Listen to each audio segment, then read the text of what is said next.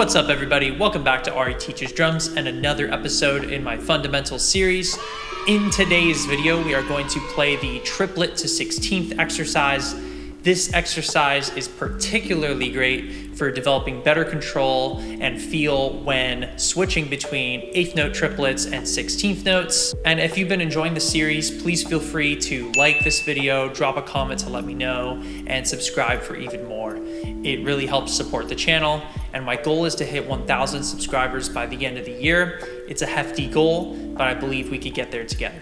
All right, let's break it down. The 8th note triplets are going to be alternating. 16th notes are going to be double strokes. Every time we have 8th note triplets, we're gonna accent every 3 notes. So 1 and a, 2 and a, 3 and a, 4 and a, and then all the 16th notes are always going to be low and go, low piano dynamic. 1 E and a, 2 E and a, 3 E and a, 4 E and a, 1. Let's just try measure 1. I'm gonna be at 120 beats per minute for the breakdown. 1, 2, 3, 4.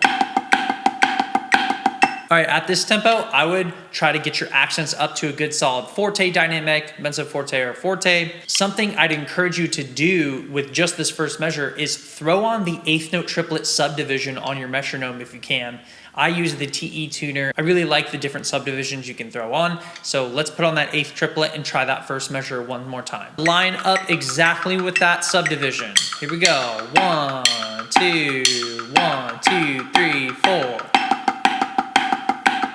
And end with a piano note. 1, 2, again, and. One last time.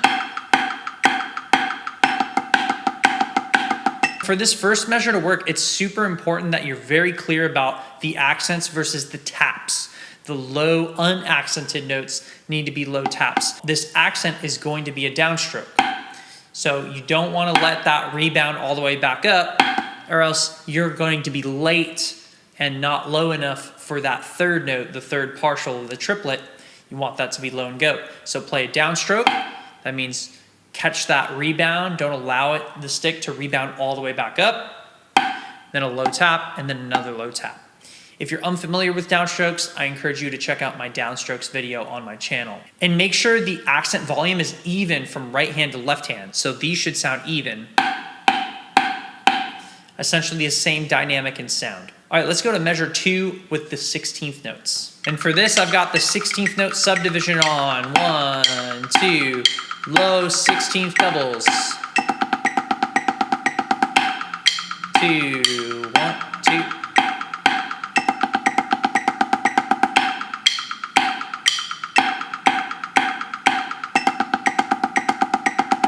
And for this speed, I'm essentially trying to wrist out both doubles.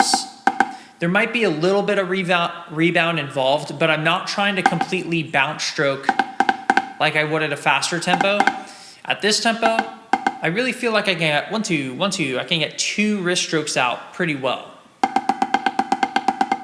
And then make sure you end on an accent, because coming out of that, we get back to the triplets. Okay, here's the tricky part. Can we go from measure 1 to measure 2 without crushing through those 16ths? That's gonna be the most common issue I think that will happen, or you'll be too wide and open, but let's check it out. First 2 measures.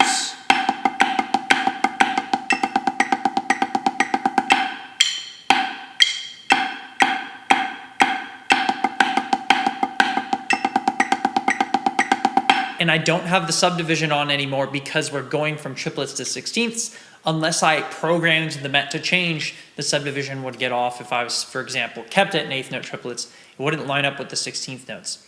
So what I'm listening for instead are those checkpoints where each of the main beats occur.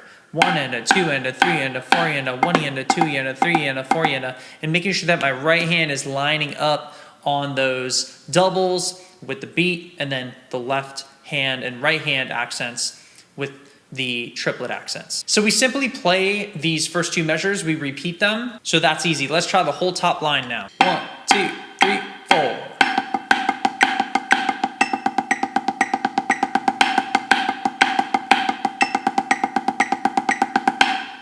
Two, again.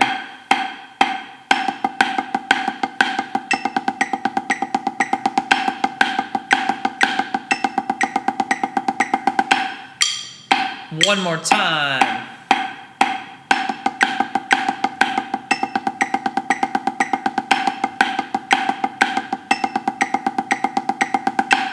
And the most common issue here, I think, is going to be the consistency of those low doubles, making sure that they sound evenly spaced and sound like even 16th notes the whole way through. Okay, the next two measures are just the same pattern as before, except we've cut it in half. So 2 beats of 8th note triplets, 2 beats of 16th notes. Let's try the next two measures. 1, 2, 3, go.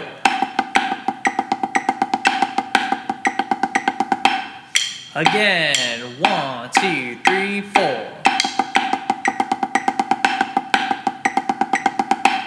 Again, 1, 2, 3, 4.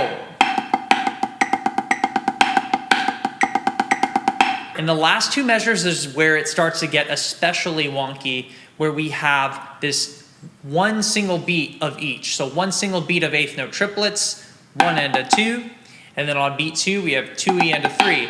Now the tricky thing is it's off the left, so you have left, left, right, right, left, and then you repeat off the left. 3 and a 4E and a 1. So 1 and a 2E and a 3 and a 4E and a 1, right? Or think 1 triplet, 2E and a 3 triplet, 4E and a 1, 2, 3, and 1 triplet, 2E and a 3 triplet, 4E and a 1. The issue here is going to be you might start to slur these rhythms together.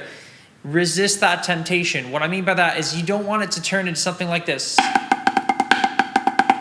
like where it's just a mush of rhythms. You want to make sure it's really clear, da da da da, right?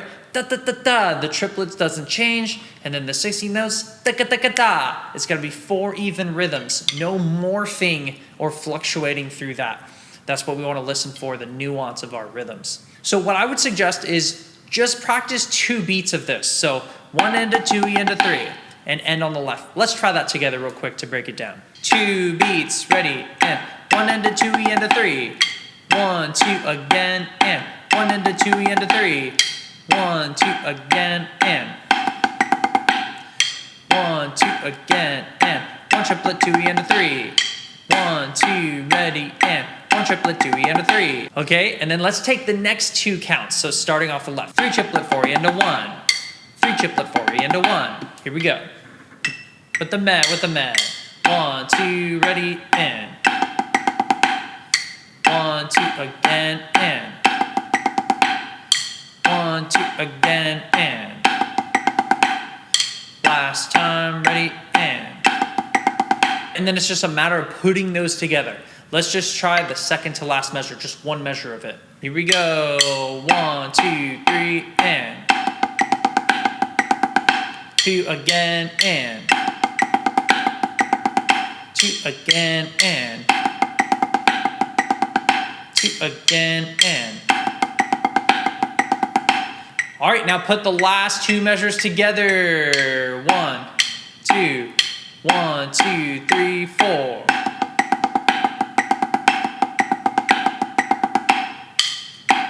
Again, 2, 3, and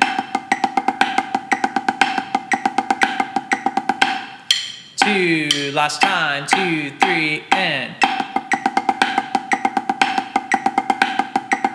All right, guys, you have learned triplet to 16th. Let's try the whole dang thing all together. 1, 2, 3, go.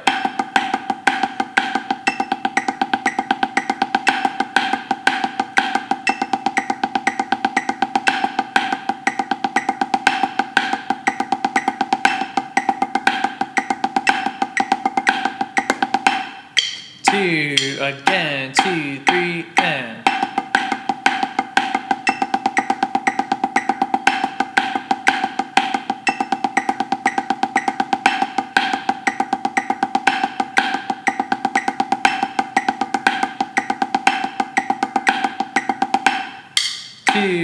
Last time, ready, and.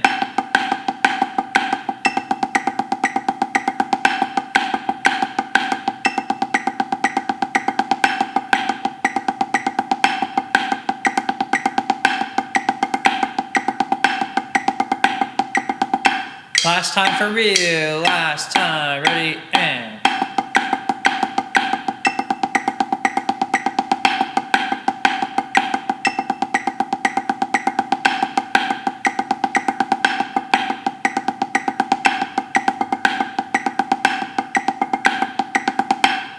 One variation you can do with this exercise, just for example, you could, instead of on the low 16th notes playing doubles, instead of that, play singles, just single everything. Let's try that for fun. And it is going to be the same sticking. Otherwise, with the accents and the triplets are going to stay the same. It's the 16th notes that are now alternating strokes, just single strokes all the way through. Let's give it a try for fun. 1, 2, 3, and...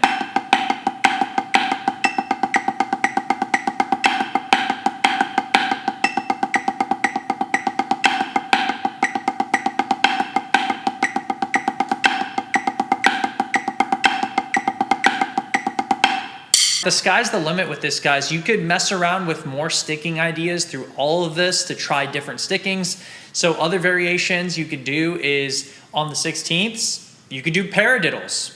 Why not? So how would that go? With paradiddles on the 16ths. 1, 2, 1, 2, 3, go.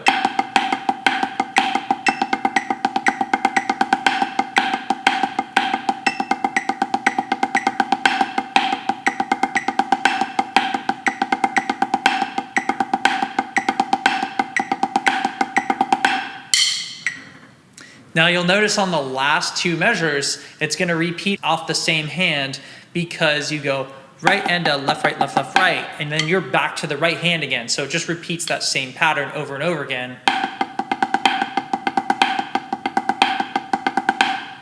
A really cool variation. So another cool variation you could try is threes on the triplets. Let's do this with low doubles. So the 16ths are the low doubles. And on the triplets, we're playing threes, 3 notes per hand. So right, right, right, left, left, left, right, right, right, left, left, left, right.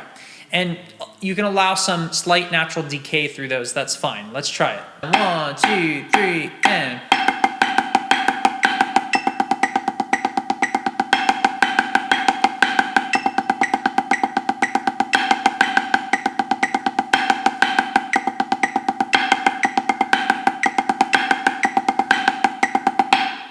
So honestly, that's a pretty wonky variation, but it's a really cool way to just challenge my hands in new ways and different ways with the same exact exercise and with different stickings to make it more interesting. One last fun variation I just thought of is you could do flam accents on the triplets and then flam taps on the 16th notes. Think about it for a second. Flam accents on the triplets and then flam taps on the 16ths. Good luck. Let's try it together. 1, 2, 3, and...